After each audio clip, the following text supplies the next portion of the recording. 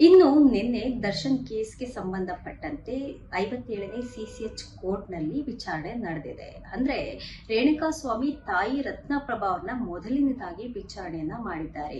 ಪವಿತ್ರ ಗೌಡ ಅವರ ಒಬ್ಬರು ಲಾಯರ್ ಬಾಲನ್ ಅವರು ರೇಣುಕಾಸ್ವಾಮಿ ತಾಯಿ ರತ್ನಪ್ರಭಾ ಅವರನ್ನ ಮೊದಲನೇದಾಗಿ ವಿಚಾರಣೆಗೆ ಒಳಪಡಿಸಿದ್ದಾರೆ. ಹಾಗಾದ್ರೆ ಬಾಲನ್ ಅವರು ರೇಣುಕಾಸ್ವಾಮಿ ತಾಯಿಗೆ ಯಾವ್ಯಾವ ರೀತಿಯಾದಂತಹ ಪ್ರಶ್ನೆಗಳನ್ನ ಕೇಳಿದ್ದಾರೆ, ಹಾಗೆ ಜೊತೆಗೆ ರತ್ನಪ್ರಭಾ ಅವರು ಅವರ ಪ್ರಶ್ನೆಗಳಿಗೆ ಯಾವ್ಯಾವ ರೀತಿಯಾಗಿ ಉತ್ತರವನ್ನ ಕೊಟ್ಟಿದ್ದಾರೆ ಅಂತ ನೋಡೋದಾದ್ರೆ, ಮೊದಲನೇದಾಗಿ ಬಾಲನ್ ಅವರು ಕೇಳ್ತಾರೆ, ಪೊಲೀಸರ ದಾಖಲೆಗಳ ಪ್ರಕಾರ 2024 ಜೂನ್ 8ರಂದು ನಿಮ್ಮ ಮಗ ನಾಪತ್ತೆ ಆಗಿದ್ದ. ಆ ನಾಪತ್ತೆ ಆಗೋದಕ್ಕೂ ಮುನ್ನ ನಿಮ್ಮ ಮಗ ನಿಮ್ಮನ್ನ ಸಂಪರ್ಕ ಮಾಡಿದ್ನಾ ಅನ್ನುವಂತಹ ಮೊದಲನೇ ಪ್ರಶ್ನೆಯನ್ನ ಕೇಳ್ತಾರೆ. ಅದಕ್ಕೆ ರತ್ನಪ್ರಭಾ ಅವರು ಹೇಳ್ತಾರೆ, ಹೌದು, ಮನೆಗೆ ನಾನು ಊಟಕ್ಕೆ ಬರೋದಿಲ್ಲ ಅನ್ನೋದಾಗಿ ರೇಣುಕಾಸ್ವಾಮಿ ಅವರು ತಾಯಿ ರತ್ನಪ್ರಭಾ ಅವರಿಗೆ ಹೇಳಿದ್ರಂತೆ. ಜೊತೆಗೆ ಎರಡನೇ ಪ್ರಶ್ನೆಯಾಗಿ ಬಾಲನ್ ಅವರು, ಆತ ಫೋನ್ ಮಾಡಿದಾಗ 4 ಜನ ಸ್ನೇಹಿತರ ಜೊತೆಗೆ ಊಟಕ್ಕೆ ಹೋಗ್ತೀನಿ ಅಂತ ಹೇಳಿದ್ದ ಅನ್ನೋದ್ರ ಬಗ್ಗೆ ಹೇಳಿಕೆಯನ್ನ ನೀವೇ ಕೊಟ್ಟಿದ್ರಿ ಅನ್ನೋ ರೀತಿ ರತ್ನಪ್ರಭಾ ಅವರಿಗೆ ಪ್ರಶ್ನೆಯನ್ನ ಮಾಡ್ತಾರೆ. ಅದಕ್ಕೆ ರತ್ನಪ್ರಭಾ ಅವರು, ಇಲ್ಲ ನಾನು ಆ ರೀತಿಯಾದಂತಹ ಯಾವುದೇ ಹೇಳಿಕೆಗಳನ್ನ ನಾನು ಕೊಟ್ಟಿಲ್ಲ ಅಂತ ರತ್ನಪ್ರಭಾ ಅವರು ಬಾಲನ್ಗೆ ಹೇಳ್ತಾರೆ. ಆಗ ಬಾಲನ್ ಅವರು, ಇಲ್ಲ, ನೀವು ಹೇಳಿದಿರಿ, ಆ ರೀತಿಯಾದಂತಹ ಹೇಳಿಕೆಯನ್ನ ಕೊಟ್ಟಿದ್ದೀರಿ ಅನ್ನೋದಕ್ಕೆ 4 ಪುಟ ಇರುವಂತಹ ಒಂದು ಪೊಲೀಸರಿಗೆ ಕೊಟ್ಟಿರ್ತಾರಲ್ಲ ಹೇಳಿಕೆ, ಆ ರೀತಿಯಾದಂತಹ ಒಂದು 4 ಪುಟಗಳಿರುವಂತಹದ್ದನ್ನ ಒಂದು ಸಾಕ್ಷಿಯನ್ನ ತೋರಿಸ್ತಾರೆ. ನೋಡಮ್ಮ, ನೀವೇ ಕೊಟ್ಟಿದ್ದೀರಾ ಈ ಹೇಳಿಕೆಯನ್ನ ಅಂತ ತೋರಿಸ್ತಾರೆ. ಅದಕ್ಕೆ ಅವಾಗ ಕೇಳ್ತಾರೆ, ನೀವು ಅದೇ ರೀತಿಯನ್ನ ಹೇಳಿಕೆಯನ್ನ ಕೊಟ್ಟಿರೋದು ನಿಜ, ಆದ್ರೆ ಯಾವ ಸಂದರ್ಭದಲ್ಲಿ ಕೊಟ್ಟಿದ್ದೀರಿ, ಯಾವ ಸಮಯದಲ್ಲಿ ಕೊಟ್ಟಿದ್ದೀರಿ, ಯಾವ ರೀತಿ ಈ ಹೇಳಿಕೆನ ಯಾವ ರೀತಿಯಾದಂತಹ ಸಂದರ್ಭದಲ್ಲಿ ನೀವು ಕೊಟ್ಟಿದ್ದೀರಿ ಅನ್ನೋದನ್ನ ನೀವು ಹೇಳಿ ಅಂತ ರತ್ನಪ್ರಭಾ ಅವರಿಗೆ ಕೇಳ್ತಾರೆ. ಅವ್ರ ಅದಕ್ಕೆ, ನಾನು ಈ ಹೇಳಿಕೆನ ಯಾವಾಗ ಕೊಟ್ಟೆ, ಯಾವ ಸಂದರ್ಭದಲ್ಲಿ ಕೊಟ್ಟೆ, ಯಾವ್ದಕ್ ಕೊಟ್ಟೆ ಅನ್ನೋದು ನನಗೆ ಗೊತ್ತಿಲ್ಲ ಸ್ವಾಮಿ ಅಂತ ರತ್ನಪ್ರಭಾ ಅವರು ಬಾಲನ್ಗೆ ಹೇಳ್ತಾರೆ. ಹಾಗೆ ಮುಂದುವರೆದಂಗೆ, ನೀವು ನಿಮ್ಮ ಮಗನ ಕಡೆಯ ಫೋನ್ ಕಾಲ್ ಬಗ್ಗೆ ಪೊಲೀಸರಿಗೆ ಹೇಳಿದಾಗ ನಿಮ್ಮ ಮೊಬೈಲ್ ಅನ್ನ ಪೊಲೀಸರು ಚೆಕ್ ಮಾಡಿದ್ರ? ಅಂದ್ರೆ ನಮ್ ಫೋನ್ ಮಾಡಿದ್ರು, ನನ್ ಮಗ ಫೋನ್ ಮಾಡಿದ್ದ ಅಂತ ನೀವು ಪೊಲೀಸರಿಗೆ ಯಾವಾಗ ಹೇಳಿಕೆ ಕೊಡ್ತಿರಲ್ಲ, ಅವಾಗ ಪೊಲೀಸರು ನಿಮ್ ಫೋನ್ ನ ಚೆಕ್ ಮಾಡಿದ್ರ? ಯಾವ ಫೋನ್ ಮಾಡಿದ್ದಾರೆ ರೇಣುಕಾಸ್ವಾಮಿ, ಯಾವ ರೀತಿ ಫೋನ್ ಮಾಡಿದ್ರೆ, ಏನ್ ಮಾತಾಡಿದ್ರೆ, ಅದೇನಾದ್ರೂ ನಿಮ್ಗೆ ವಿಚಾರಣೆ ಮಾಡಿದ್ರ ಅಂತ ಬಾಲನ್ ಅವರು ಕೇಳ್ತಾರೆ. ಅದಕ್ಕೆ ರತ್ನಪ್ರಭಾ ಅವರು, ಇಲ್ಲ, ನನ್ನ ಫೋನ್ ನ ಪೊಲೀಸರು ಚೆಕ್ ಮಾಡಿಲ್ಲ, ಯಾವುದೇ ರೀತಿ ಚೆಕ್ ಮಾಡಿಲ್ಲ ಅಂತ ಕೂಡ ಉತ್ತರವನ್ನ ಕೊಡ್ತಾರೆ. ಹಾಗೆ ನಿಮ್ಮ ಕುಟುಂಬದಲ್ಲಿ ನಿಮ್ಮ ಬಳಿ ನಿಮ್ಮ ಪತಿ ಅಂದ್ರೆ ರೇಣುಕಾಸ್ವಾಮಿ ತಂದೆ, ಹಾಗೆ ನಿಮ್ಮ ಸೊಸೆ ಅಂದ್ರೆ ರೇಣುಕಾಸ್ವಾಮಿ ಹೆಂಡತಿ, ಅವ್ರ ಹತ್ರ ಯಾವುದೇ ಆದ ಒಂದು ಸಪರೇಟ್ ಆಗಿ ಫೋನ್ ಇದೆಯಾ, ಒಬ್ಬೊಬ್ಬರ ಹತ್ರ ಒಂದೊಂದು ಫೋನ್ ಇದೆಯಾ ಅನ್ನುವಂತಹ ಪ್ರಶ್ನೆಯನ್ನ ಬಾಲನ್ ಅವರು ಇವರು ರತ್ನಪ್ರಭಾ ಅವರಿಗೆ ಕೇಳ್ತಾರೆ. ಹಾಗೆ ರತ್ನಪ್ರಭಾ ಅವರು, ಹೌದು, ಒಬ್ಬೊಬ್ಬರ ಹತ್ರ ಒಂದೊಂದು ಫೋನ್ ಇದೆ, ನನ್ನ ಸೊಸೆ ಹತ್ರ ಒಂದು ಫೋನ್ ಇದೆ, ನನ್ನ ಗಂಡ ಹತ್ರ ಒಂದು ಫೋನ್ ಇದೆ ಅನ್ನೋದನ್ನ ಹೇಳಿಕೆಯಾಗಿ ಕೊಡ್ತಾರೆ. ಹಾಗೆ ಬಾಲನ್ ಅವರು, ನಿಮ್ಮ ಫೋನ್ ಯಾವ ಕಂಪನಿಯದ್ದು, ಹಾಗೆ ಯಾವ ನೆಟ್ವರ್ಕ್ ಸೇವೆಯನ್ನ ಬಳಸ್ತಾ ಇದ್ದೀರಾ ಅನ್ನೋದಾಗಿ ಪ್ರಶ್ನೆಯನ್ನ ಕೇಳ್ತಾರೆ.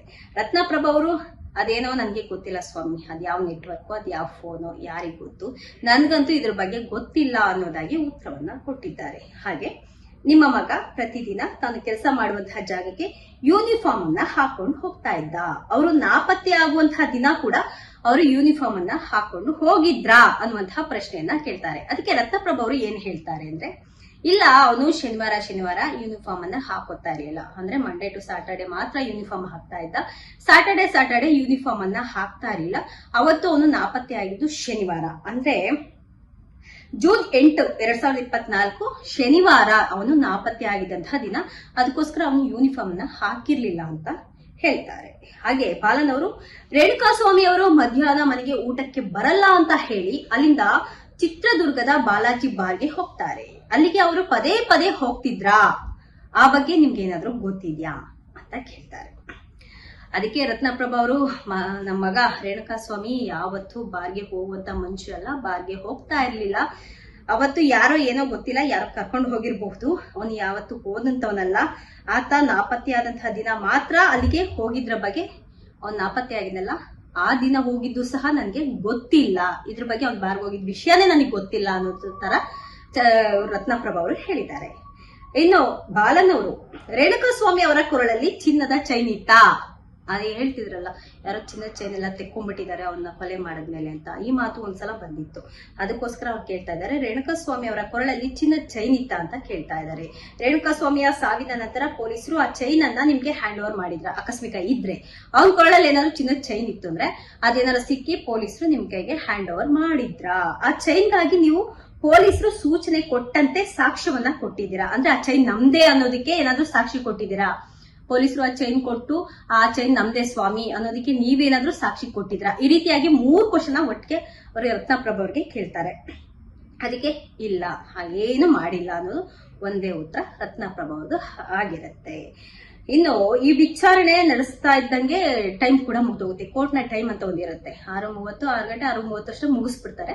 ಆ ಕೋರ್ಟ್ ಟೈಮ್ ಅಂತ ಇರುತ್ತಲ್ಲ, ಆ ಕೋರ್ಟ್ ಟೈಮ್ ಕೂಡ ಮುಗ್ದೋಗುತ್ತೆ. ಅದಕ್ಕೆ ಬಾಲನ್ ಅವರು ಇಲ್ಲ, ನಾನು ಇನ್ನು ಕ್ವಶನ್ಸ್ ನ ಕೇಳ್ಬೇಕು, ರತ್ನಪ್ರಭಾ ಅವ್ರಿಗೆ ಇನ್ನು ತುಂಬಾ ಕ್ವಶನ್ಸ್ ಕೇಳ್ಬೇಕು ಅಂತ ಜಡ್ಜ್ ಹತ್ರ ಕೇಳ್ಕೊಳ್ತಾರೆ. ಅದಕ್ಕೆ ಜಡ್ಜ್ ಕೋರ್ಟ್ ಟೈಮ್ ಮುಗ್ದಿದೆ, ಇನ್ನ ನಾವು ಈ ವಿಚಾರಣೆಯನ್ನ ಮುಂದೂಡೋಣ, ಅಂದ್ರೆ ನಾಳೆಗೆ, ಅಂದ್ರೆ ಇವತ್ತು, ಸಾರಿ ನೆನ್ನೆಗೆ ಆಗಿದ್ ವಿಚಾರಣೆ ಇವತ್ತು ಮತ್ತೆ ವಿಚಾರಣೆಯನ್ನ ಮುಂದೂಡಿ ಇವತ್ತು 12:30 ಅಷ್ಟರೊಳಗೆ ಸ್ಟಾರ್ಟ್ ಮಾಡ್ತಾರೆ. ವಿಚಾರಣೆಯನ್ನ ಕೂಡ ಸ್ಟಾರ್ಟ್ ಮಾಡುವಂತಹದ್ದಾಗಿ ಜಡ್ಜ್ ಅವರು ಹೇಳಿಕೆಯನ್ನ ಕೊಟ್ಟಿದ್ದಾರೆ. ಇವತ್ತು ಮುಂದೂಡಿದ್ದಾರೆ. ಇವತ್ತು 12:30 ಸುಮಾರಿಗೆ ವಿಚಾರಣೆಯನ್ನ ಮುಂದುವರಿಸುವಂತೆ ಸೂಚನೆಯನ್ನ ಕೊಟ್ಟಿದ್ದಾರೆ ಜಡ್ಜ್. ಹಾಗೆ ಈ ವಿಚಾರಣೆ ಒಂದ್ ಕಡೆ ನಡೀತಾ ಇದ್ರೆ, ಬಾಲನ್ ಅವರು ರತ್ನಪ್ರಭಾ ಅವ್ರನ್ನ ವಿಚಾರಣೆಯನ್ನ ಒಂದ್ ಕಡೆ ಮಾಡ್ತಾ ಇದ್ರೆ, ಇತ್ ಕಡೆ ದರ್ಶನ್ ಅವರು ಕೂಡ ವಿಚಾರಣೆಯಲ್ಲಿ ಹಾಜರಾಗಿದ್ರಂತೆ. ಏನ್ ಮಾಡ್ತಾ ಇದ್ರಪ್ಪ ದರ್ಶನ್ ಕೂತ್ಕೊಂಡು ಕೋರ್ಟ್ ಅಲ್ಲಿ ಅಂತಂದ್ರೆ ತೂಕಡಿಸ್ತಾ ಇದ್ರಂತೆ. ನಿದ್ರೆ ಬರ್ತಾ ಇತ್ತು, ಅದ್ರ ಜೊತೆಗೆ ಅವರು ತೂಕಡಿಸ್ಕೊಂಡ್ ಕೂತಿದ್ದಾರೆ. ಯಾಕೆ ಹಿಂಗೆ ತೂಕಡಿಸ್ಕೊಂಡ್ ಕೂತಿದ್ದೀರಾ ಅಂತ ಕೇಳಿದಾಗ, ಜೈಲ್ನಲ್ಲಿ ನನ್ಗೆ ಹಾಸಿಗೆ ಇಲ್ಲ, ದಿಂಬಿಲ್ಲ, ನಂಗೆ ನಿದ್ರೆ ಸರಿ ಮಾಡಕ್ ಆಗ್ತಿಲ್ಲ, ಜೈಲಲ್ಲಿ ಬೆನ್ನೋವು ಇನ್ನೂ ಇದೆ, ಸೊ ನನ್ಗೆ ಹಾಸಿಗೆ ಕೊಡಿ, ಬೆಡ್ಶೀಟ್ ಕೊಡಿ, ಚಳಿ ಬೇರೆ ಜಾಸ್ತಿ ಆಗ್ತಾ ಇದೆ, ಬೆಡ್ಶೀಟು ಹಾಸಿಗೆ ಇಲ್ಲದೆ ಇದ್ರೆ, ನಿದ್ರೆ ಇಲ್ಲದೆ ಇದ್ರೆ ಈ ತೂಕಕ್ಕೆ ಬರ್ತಾ ಇದೆ ನಂಗೆ ಅಂತ ಹೇಳ್ತಾರೆ. ಇದನ್ನು ಕೂಡ ಜಡ್ಜ್ ಹತ್ರ ಹೇಳಿದ್ದಾರೆ ಅನ್ನುವಂತಹ ಮಾಹಿತಿ ಕೂಡ ಸಿಕ್ಕಿದೆ. ಇನ್ನು ಜೊತೆಗೆ ದರ್ಶನ್ ಜೈಲಿನಲ್ಲಿ ವಿಪರೀತ ಚಳಿ ಅಂತ ಹೇಳಿ, ನಿದ್ರೆ ಆಗ್ತಾ ಇಲ್ಲ ಅಂತ ಹೇಳಿ ಮನವಿಯನ್ನ ಕೂಡ ಸಲ್ಲಿಸಿದ್ದಾರೆ. ಒಂದು ಬೆಡ್ಶೀಟು ಕೊಟ್ಬಿಡಿ, ದಿಂಬು ಕೊಟ್ಬಿಡಿ, ಹಾಸಿಗೆನ ಕೊಟ್ಬಿಡಿ ಅಂತ ಕೇಳ್ಕೊಂಡಿದ್ದಾರೆ ಅನ್ನೋದು ಕೂಡ ಗೊತ್ತಾಗ್ತಾ ಇದೆ. ಹಾಗಾದ್ರೆ ಇವತ್ತಿನ ವಿಚಾರಣೆಯಲ್ಲಿ ಏನಾಗಬಹುದು, ಯಾವ್ಯಾವ ರೀತಿಯಾದಂತಹ ಪ್ರಶ್ನೆಗಳನ್ನ ಬಾಲನ್ ಅವರು ಕೇಳಬಹುದು, ಹಾಗೆ ರತ್ನಪ್ರಭಾ ಅವರು ಯಾವ್ಯಾವ ರೀತಿಯಾದಂತಹ ಉತ್ತರವನ್ನ ಕೊಡಬಹುದು, ಜೊತೆಗೆ ಅವರ ತಂದೆಯವ್ರನ್ನ ಸಹ ವಿಚಾರಣೆಗೆ ಒಳಪಡಿಸುವಂತಹ ಸಾಧ್ಯತೆ ಇವತ್ತಿದೆ. ಇವತ್ತಿಲ್ಲ ಅಂದ್ರೆ ಮತ್ತೆ ವಿಚಾರಣೆಯನ್ನ ಮುಂದೂಡುವಂತಹ ಸಾಧ್ಯತೆ ಕೂಡ ಇದೆ ಅಂತ ಹೇಳಲಾಗ್ತಾ ಇದೆ.